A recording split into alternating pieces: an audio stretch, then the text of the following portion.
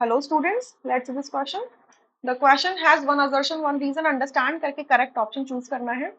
Assertion कहता है 1 mole of sucrose reacts completely with oxygen, produces 268.8 liter of carbon dioxide at STP. So एक बार reaction देख लेते हैं. सुक्रोज आपका क्या होता है? C12H22O11, ये सुक्रोज है. ये ऑक्सीजन के साथ रिएक्ट करेगा, क्या देगा यहाँ से? CO2 plus H2O. ठीक है, इसको बैलेंस करोगे तो यहाँ 12 लगाओगे. हाइड्रोजन के लिए 22, हाइड्रोजन लेफ्ट में 22 है ना, तो यहाँ पर आप 11 लगा दोगे. ठीक है, अब ऑक्सीजन को बैलेंस करोगे. लेफ्ट में कितने ऑक्सीजन है? 11 प्लस 2 13. ठीक है, और राइट में कितने हैं?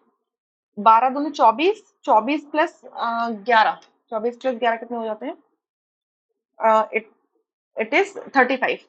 35 है. तो 35 अगर राइट में, तो लेफ्ट में करने के लिए हम क्या करें? तो लेफ्ट में हम करने के लिए क्या करेंगे? देखो, इसके मान लो x हो जाते हैं. So 11 plus X is equal to 35.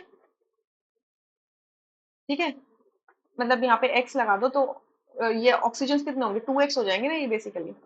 So 2x is equal to 35 minus 11 कितने हो जाएंगे? 4, और ये हो जाएगा 2. तो x की वैल्यू क्या हो जाएगी? 12. तो अगर मैं यहाँ पर x की जगह पे 12 डाल दूं तो सही हो जाएगा. 12 टू जो 24, 12 टू जो 24, 11 इधर 11 इधर. ठीक है, बराबर हो गए, दोनों जगह बराबर हो गए, सब चीजें एटम्स बराबर हो गए. Law of conservation of mass यहाँ पे वैलिड हो गया.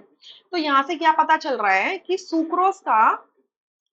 सुक्रोज और CO2 इनके बीच में क्या मोलर रिलेशनशिप है? Number of moles of sucrose and number of moles of CO2 क्या है?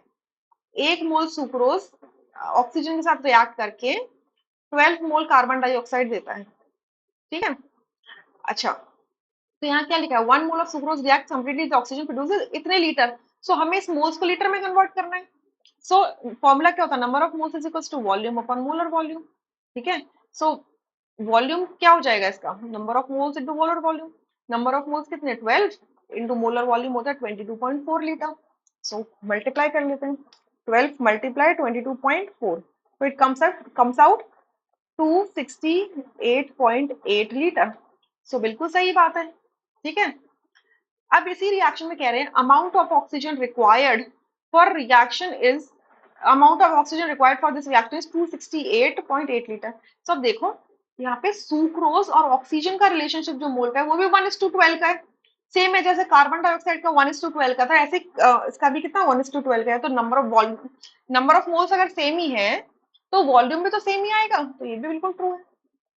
ठीक है, सो दोनों ही क्या है, आपकी जो स्टेटमेंट्स है क्या है, ट्रू आती हैं.